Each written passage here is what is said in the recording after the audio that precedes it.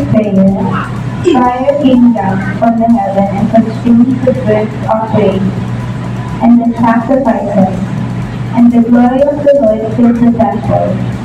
And the priests could not enter the house of the Lord, because the glory of the Lord filled the Lord's house.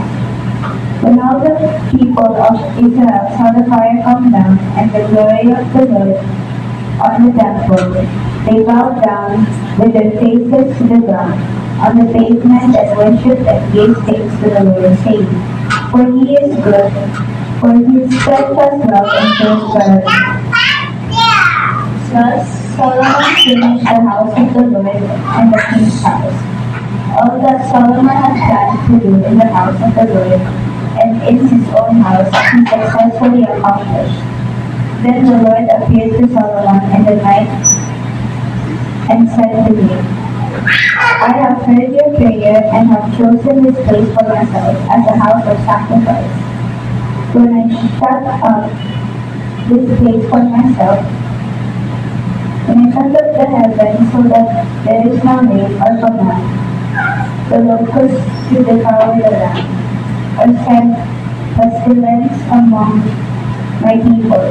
If my people who are called by my name humble themselves, and pray and seek my face, and turn from their wicked ways, then I will hear from heaven and will forgive their sin and heal their land. Now my eyes will be open and my ears attentive to the prayer that is made in this place. For now I have chosen and consecrated this house that my name be there forever. My eyes and my heart will be there for all time. Reading from Joseph of Blessed Salita. Salamat sa Diyos. Thank you, Jay. Thank you po sa pagbasa ng and I really like the sermon series right now kasi may kinalaman sa presence ng Panginoon. And I'll give you the right to judge me on this. Pero sometimes, one thing that bothers me, hindi ko siguro alam kung dahil sa katandaan ko na or I'm diving deeper into theology. When I hear prayers like this, Lord, we invite your presence here. Or pastor would say, the presence of the Lord is here. Medyo cringy sa akin. For the reason that I guess siguro nandun ako sa idea na I believe that God's presence is everywhere. And even the time, like for example, the time that with my son kagabi na habang nagiinuman yung mga tuning niya, kami naman dalawa, magkausap. Diba? So, I like that opportunity na makita mo nila, I felt God's presence that time. As simple as it is na nag-uusap lang kami, for some reason, I felt God's presence at that time na I could bond with my son. Diba? And there were also times that may mga pagkakataon na mali akong ginagawa sa buhay that I've been rebuked by a brother. Rebuke, talagang pinagalitan, pinagsabihan ng isang kapatid sa Panginoon. No matter how hurtful yung mga sinabi niya, I felt God's presence that time. Parang, for some reason that I would understand that you don't have to invite God's presence. For a reason that ano ba naman ang kaya nating ibigay sa harapan niya para ma-encourage si God to be His presence here. Wala naman tayo kaya ibigay sa mundong ito na mag-i-invite ng kanyang presence, di ba? So, it is God who already made His presence clear. From the time of the creation hanggang sa pagdating ni Jesus, hanggang to our modern church right now, hindi naman nagbago yung katotohanan. So, medyo challenging ipaliwanag ito kasi this has been a challenge for all of us regarding dun sa templo, a church. I've been to different churches, and there are times talagang mamamangha ka, wow. Diba? Sana ganito yung tsura ng church namin. Diba? Wow! Ang laki naman ito! Diba? Pero ako kasi gusto ko yung itsura ng mga old churches na merong pews na habang nag-sermon na si pastor ng 1 oras, masakit na yung petan mo. Kasi matigas yung pews. Matigas yung, gusto ko rin yun yung may luran. I really I like the smell of wood sa isang lumang church. Call me old-fashioned, but I really like that idea na yung isang church na may But, look na, napunta po ako sa China, na nagsisiksikan kami sa isang maliit na room. Tapos, ang ginaw-ginaw, kahit pa lahat kami naka-jacket at nagsisiksikan. Tapos, people will listen to 2-hour sermon. 2-hour sermon. Di ba? I don't really see the difference between a mega church and a small church like us. Hindi ko po tina-justify na kailangan maliit lang tayo. Masaya po ako na may bagong kaluluwa na makakakilala sa Panginoon at madadagdag dito na balang araw sisikip tayo at kailangan natin na mas malaki doon. Don't get me wrong. But the idea of a temple, na templo, na bakit kailangan natin ang iisang lugar para sumamba sa Kanya corporately? Di ba? Bakit kailangan natin ang isang lugar para makita ang isa't isa, maamoy ang isa't isa, mahawakan ang isa't isa, di ba? Why do we have to do that? Why do we have to sing together and things like that? But I hope, I'll try my best na may paliwanag ang mga bagay na to for a physical place na nandun yung presensya ng Panginoon, di ba? Pero there's also in the Bible that God doesn't dwell in places built by man. Diba? And God doesn't just simply be delighted on what we offer to Him. Eh, ano bang ginagawa sa templo? Di ba offering? Di ba yun in all, pwede natin sabihin worship, sumamba.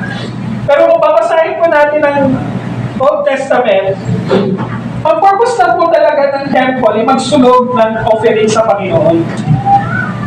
Yun lang talaga yung idea. Kaya nga limited lang din ang pwede pumasok sa mga temple noong time na yun.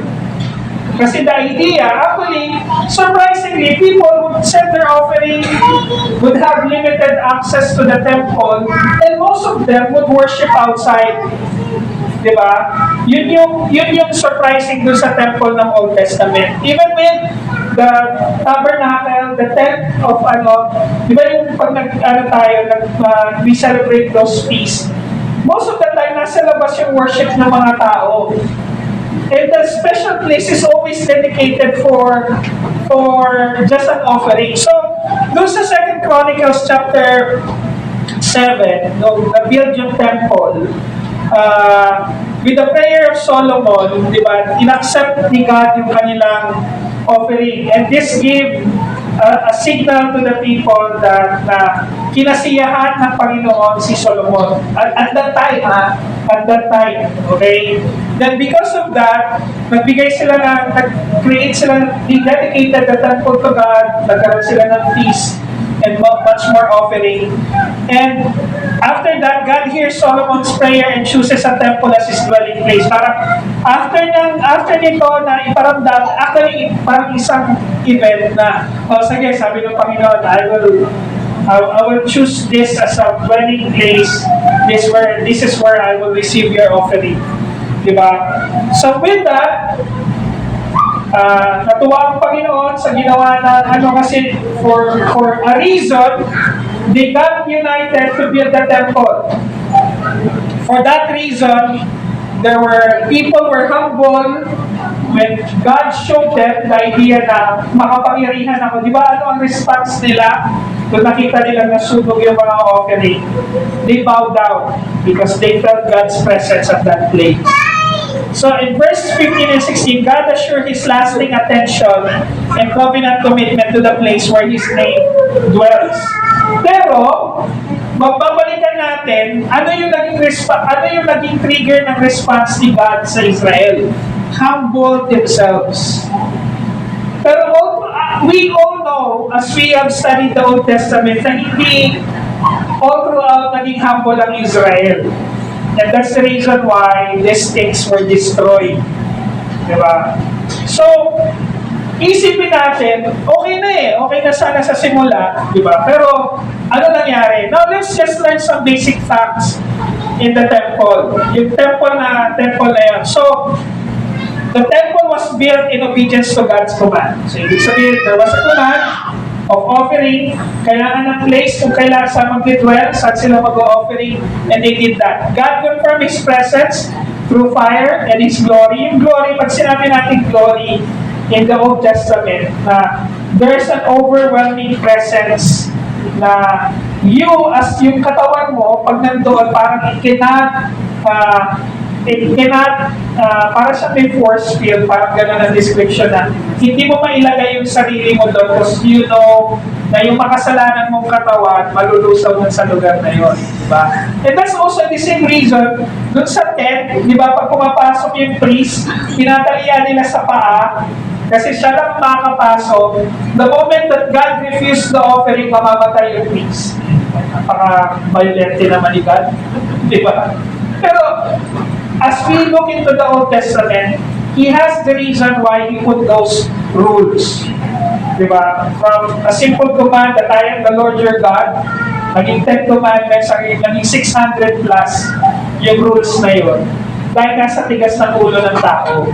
So, a place where God put His name, but at the same time, this is a place for repentance and prayer.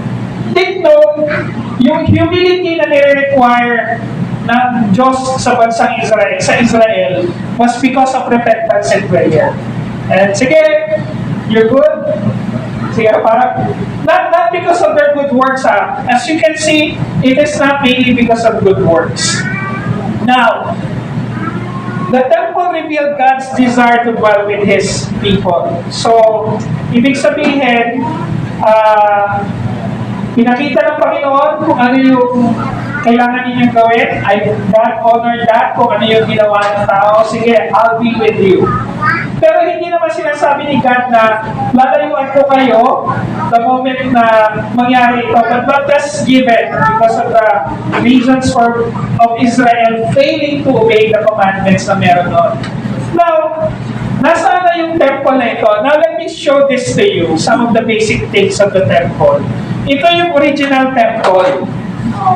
May nakatayong 2 mosque doon sa temple na yon.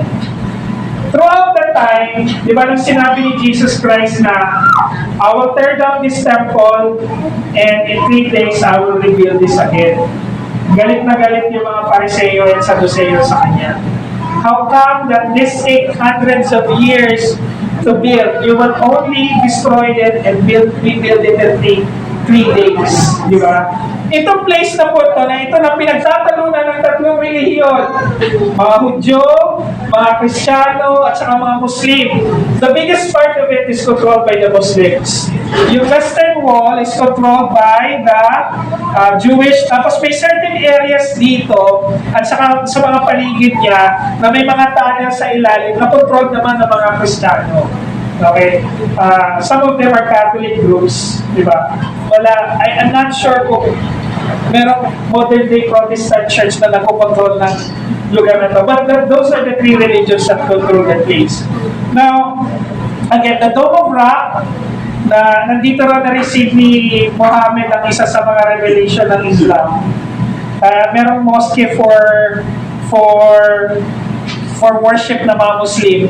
Pero hanggang dito lang yung mga Hudyo. Di ba? This was a product of pag-conquer ng bansang Israel, pag-alis, hanggang sa nasira na to. Because The last empire was the Roman Empire, I think, or before that is the Ottoman. Hanggang sa nasira na to, may kanya-kanya ng angkinan.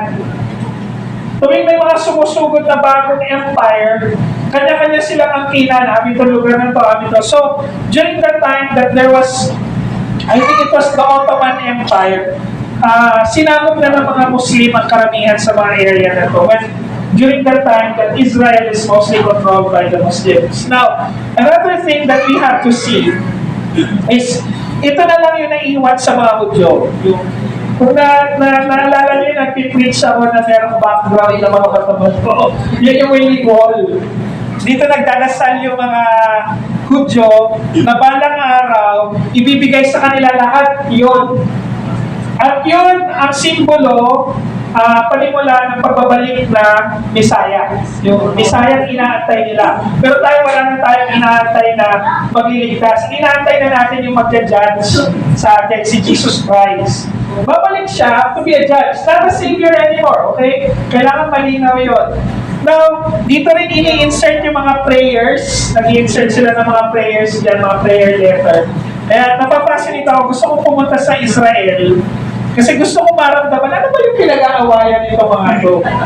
Diba? And this has something to do with Gaza right now. Kung ano yung pinag-aawayan nila dito, may malaking pinalaman yan sa Gaza. And I cannot go on with all the history lessons. And the reason na kung ano ba yung tinatayuan natin mga Kristiyano bilang mga mananampalataya pagdating sa bansang Israel. But at the end of the day, we will talk muna about the temple. Now, ano ba yung importansya? So let's ask this question, di ba? Sa panahon na pinagtatalunan ng lugar ng templo, ano pa ba ang importansya nito sa pananampalataya natin? Di ba? If you are into the prophecies that God will reveal His temple before Jesus will come back, di ba? Maraming mga ganun, maraming interpretation into the Revelation. Di ba, napag-aralan natin yung Revelation kung kailan babalik ang Panginoong Jesus. Pero ito pa ba yung templo na kailangan natin ipaglaban? Ito pa ba yung templo na aasahan natin na makikita natin balang araw na marireveal? Hindi ko po muna sasagutin yun. Pero what I would like us to do is to understand ano ang templo, what is a temple, at ano siya dun sa lumang tipan. Now, what is the purpose of a temple? One, is kailangan natin maintindihan that God had used temple para ipakilala ang kanyang presensya, iparamdam ang kanyang presensya at ang kanyang kaluwalhatian, ang kanyang glory, ang kanyang power. Diba? Now, sasabihin niyo naman, Pastor Choi, hindi pa ba enough para sa mga Israelites o sa Hebrew nation ng panahon na yun? Na nakikita nila yung creation, nakikita nila yung kung ano yung ginawa ng Panginoon. For them to understand at maramdaman yung kalwalhatian ng Panginoon, sadly, no. Diba? And this is one thing. If I've lived during the time of Moses na nagpakita siya ng 10 plagues at namatay yung mga firstborn ng time, hindi ko rin naman alam kung ano magiging mindset ko ng time na yun. Because it was a different, totally thousands of years, different kind of mindset. Pero kung iisipin natin sa panahon ngayon, hindi ba sapat na proof yun ng kalwalhatian ng Panginoon? Di ba? So yung naging response ng mga Israelites sa panahon, when all the people of Israel saw the fire down come in the glory of the Lord of the temple, they bowed down with their faces on the ground and on the pavement and worship and give thanks to the Lord, saying, for He is good, His steadfast love endures forever. Di ba? So, gumagamit naman ng Panginoon ng mga lugar that we can encounter Him. That's one reality.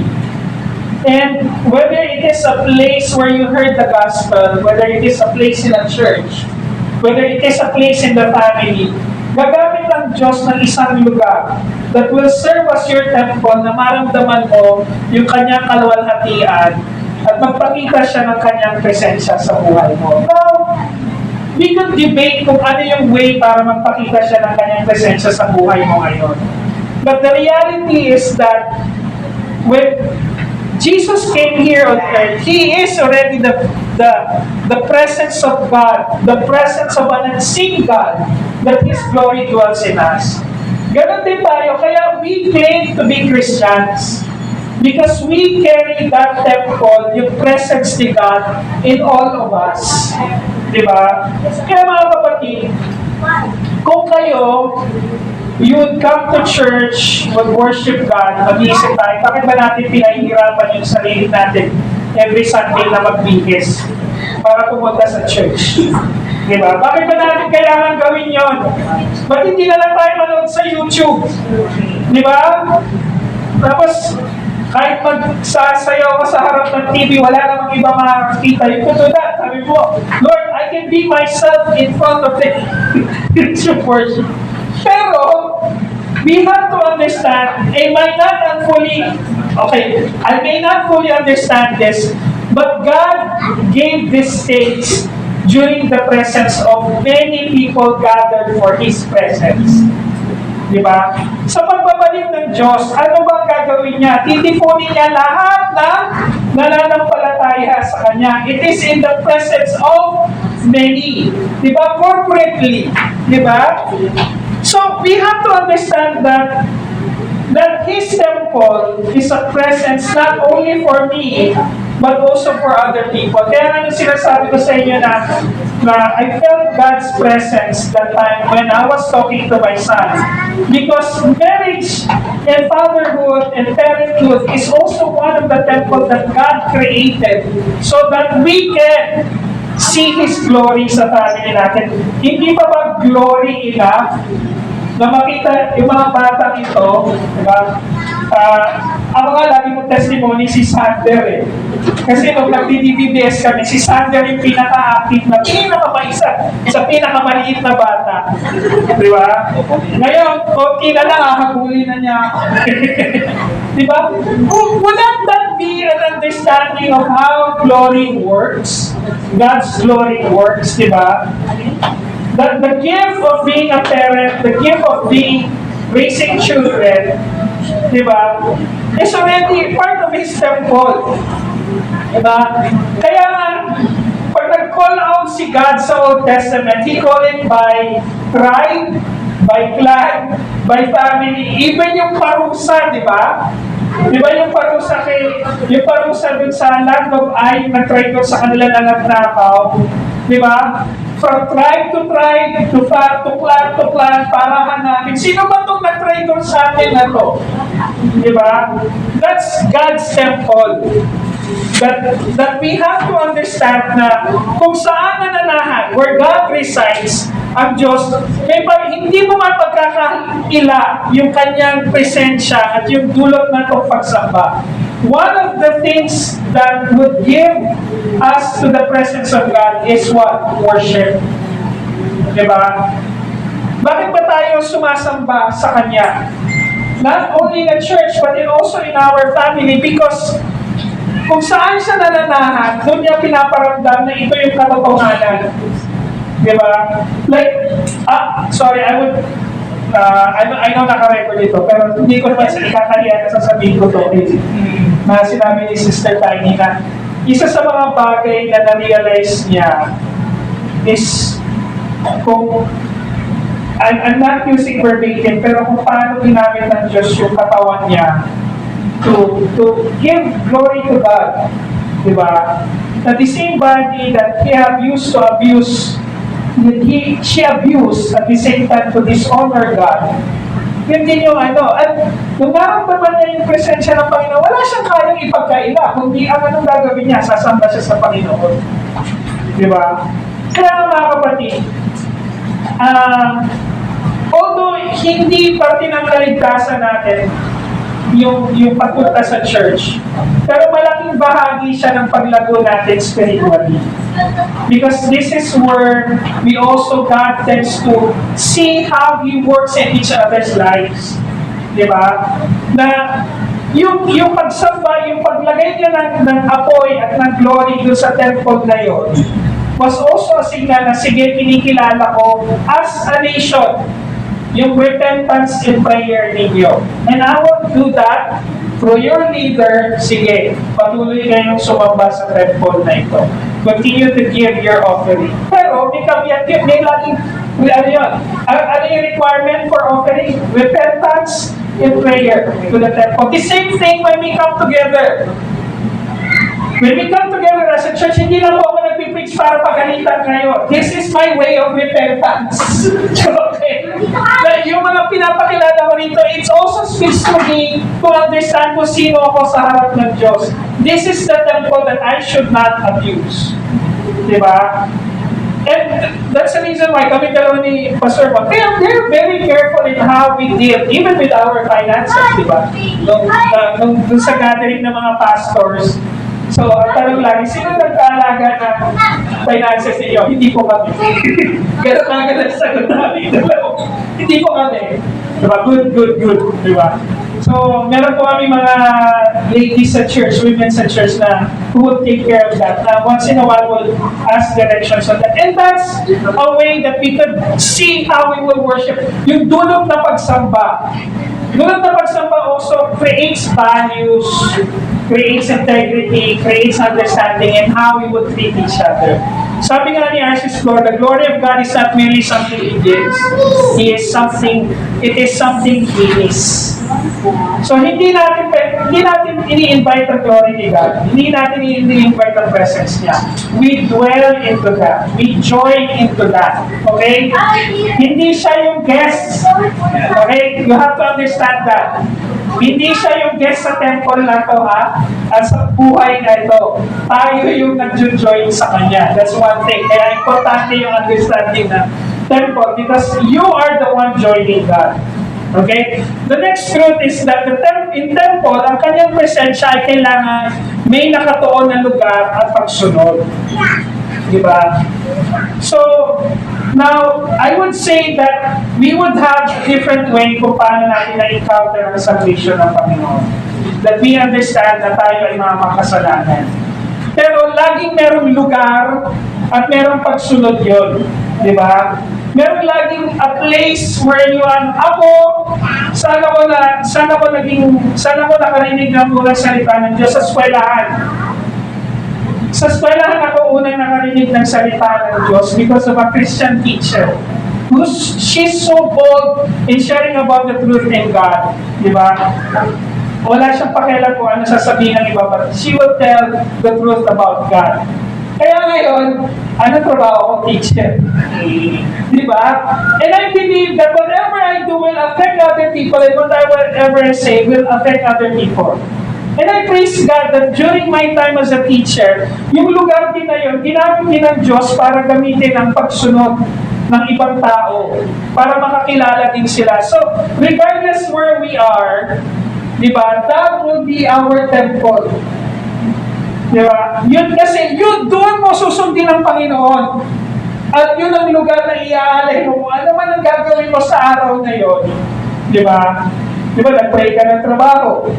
Pero tatamad-tamad ka naman. Diba? Ayun yung binibigay mo sa Panginoon. Pagkatapos mo pag-pray trabaho, yun yung i-offer mo. Diba? Ako din paminsan, I would say na not every day I'm excited to go to work. Diba? I would say that. Pero, realize yun lang, for God to answer a prayer for a job that I need, diba? Na dito pinatunayan ng Diyos yung kanyang presensya. Ano pa bang i-complain ko?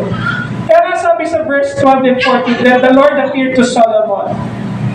Sabi niya kay Solomon, I have heard your prayer and I've chosen this place for myself as a house of sacrifice.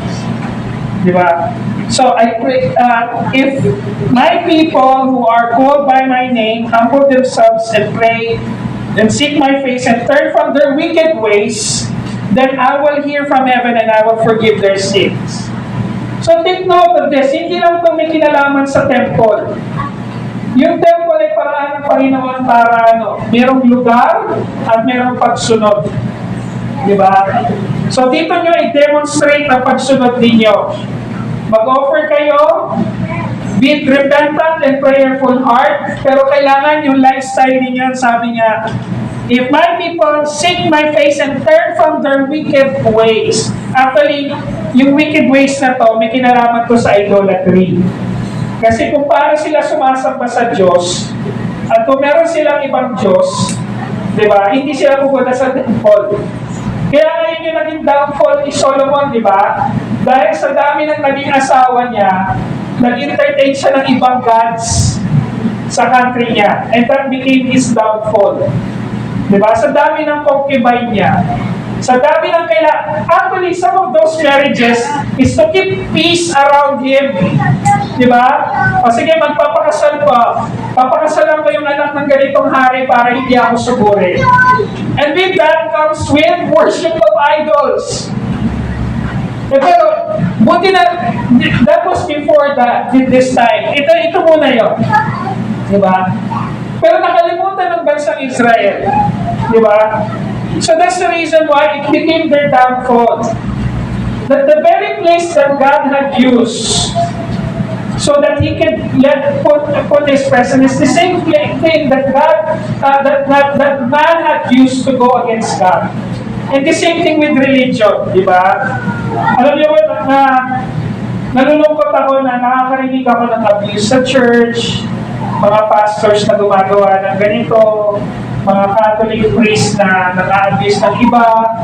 Diba? It feels sad na the place where supposed to be God is glorified, na ginagamit ng tao para doon sa bagay na pagsarili lamang. Kaya nga mga kapatid, when Jesus Christ, balik muna tayo. When Jesus Christ, sabi rito, John 12:9, sabi niya, destroy this temple and in 3 days I will rise it up. The place has nothing to do with stones anymore.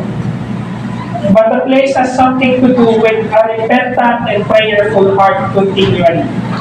Diba? So yung temple was actually a shadowing of God for Jesus Christ. Na ito yung kailangan mangyari. Kaya mga kapatid, huwag natin kakalimutan na binibigay naman ng Diyos yung biyaya ng kanyang pangako sa buhay na ninuluwalhati at sinusunod siya. Kasi this body is what? The temple of the Holy Spirit. Di ba? So, itong building na to, itong place na to, itong kukuha na to will be useless kung ang temple na to, hindi naman mag-occupy niyan.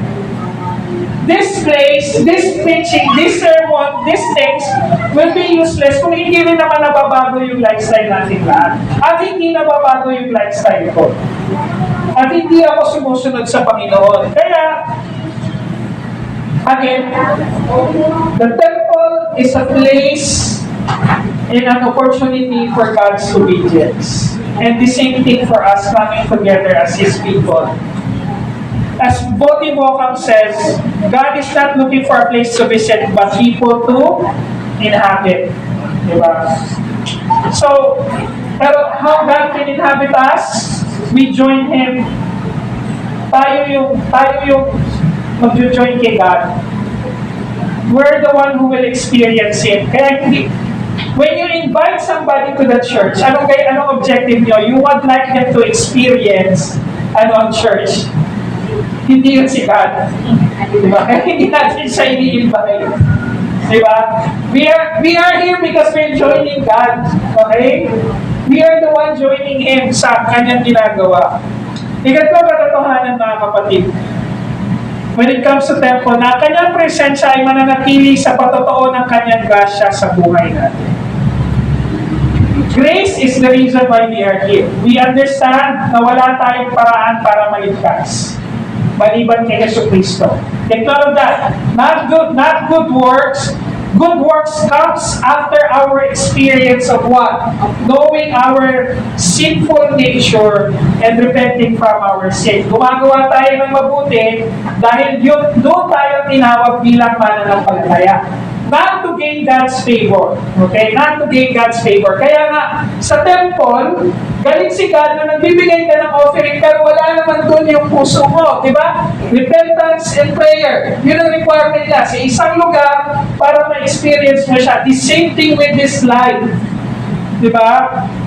Kaya nga sabi ni God, verse 15, doon sa 2 Chronicles chapter 7, now my eyes would be open and my ears attentive to the prayer that is made in this place. We don't have those temples anymore because we are not required to offer sacrifices. As Jesus Christ has mentioned that He is already the highest sacrifice para sa lahat ng kasalanan. Hindi na natin kailangan gawin, di ba? Di ba? Imagine niyo kung nagsusunog pa tayo ng tupa. Di ba? We need a bigger place. Di ba? We need a bigger place. But again, Jesus Christ has already fulfilled that. Di ba? Pero yung understanding na God will open His ears and eyes and be attentive to our prayer is the idea na alam niya na anak na niya tayo. Dahil alam niya na ibinigay na natin ang buhay natin sa Kanya. It's the same thing when people goes to the temple in the Old Testament na isinusuko, di ba? Ano ang reaction nila when they saw the fire in God's glory? They bowed down and put their heads down on the pavement so that they could worship God. At sinabi nila, your love endures forever. Diba? Your steadfast love endures forever. Diba? Ang reaction nila, pagmamahal ng Diyos. Ganon din naman yung pananampalataya natin ngayon. Nagtsatsaga tayo, and this is one thing that I can't review. Diba? One time, there was a discussion na sinasabi ko na we are fallen and things like that. Sabi ng isa naming kaibigan pastor na hindi na naman tayo dapat mag-dwell doon. We've already been counted as righteous. We've already been counted as saved. We are already counted as His children. Tama naman siya doon. Sometimes we forget kung ano na yung identity natin ngayon bilang mananampalataya. Na ito na yung reason kung bakit tayo nananalangin sa Diyos because alam natin na siya lang naman ang sasagot sa mga panalangin na yun. Di ba? At kung ano man yung hindi niya sinagot sa panalangin natin, sinagot na niya yun, na hindi yun yung kalooban niya. Diba? We have that understanding. Diba? And one time, meron akong dati kong staff sa dati kong school na inampun ko ngayon sa bagong school. And he's a very spiritual, religious guy, religious man, pero very devout Catholic. Again, I have nothing against them. They try to seek God. Pero ang lagi niyang sinasabi, siguro hindi ako mahal ng Diyos. Kasi hindi niya tiniginig yung mga panalangin ito. For a Christian, a true Christian who believes in God, Lord, thank you, hindi mo sinagot yung panalangin ito. Kasi you might have a better thing for me and you have a better will for my life. You see the difference. Diba? Nang hindi sinasagot, kaya nagpapasalamat ako na hindi sinasagot ni God yung pagkaya ako sa loto. No, joke. Napaisip ko yun. Na hindi ako nananalo sa loto kasi hindi niya ako binibigyan ng desire na tumaya. Diba? Ayun. Bakit hindi ako nanalo sa loto? Kasi hindi niya ako binibigyan ng desire tumaya. I don't know why. Diba? At nagkalat yung loto outlet dun sa paligid ng bahay namin eh.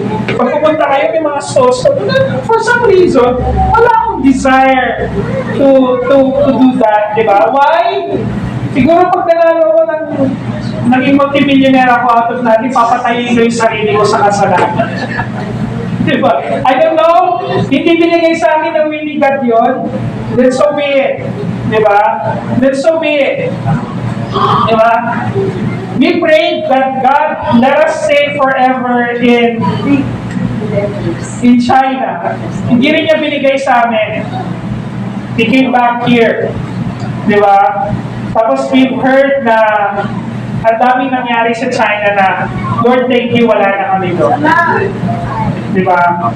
So, yung grasya ng Panginoon sa inyo, magiging patotoo ng kanyang presensya because of His temple. The temple in our life, kung paano niya ipinapakita yung kanyang, yung ginawa niya sa Old Testament, ginagawa niya sa buhay natin.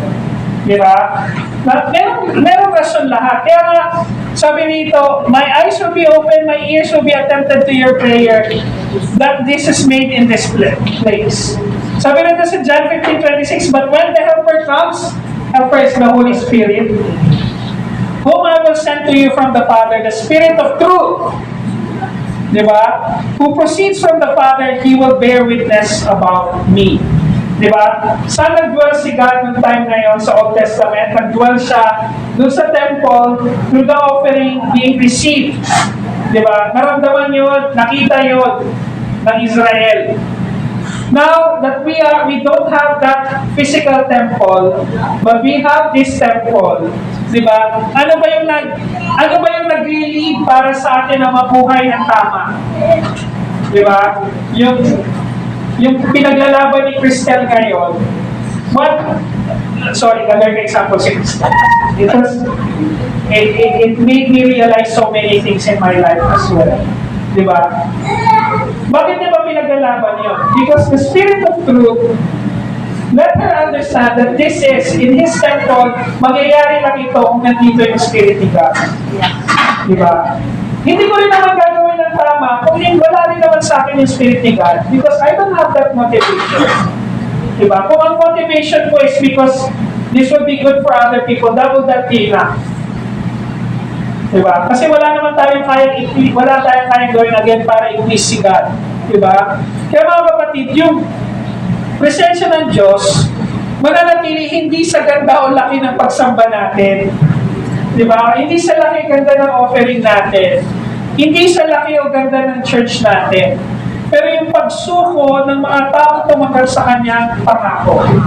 You have to understand that. Diba? So, I don't want to justify that we have to remain small. Pero I hope darating yung balang araw na sisikip tayo kasi naging faithful tayong lahat para ihayag yung salita ng Diyos sa lahat. Diba? And that's one thing na yung worship natin will come from the obedience. The temple will remain with God. Diba? Because we are always repentant and prayerful in His truth. Diba?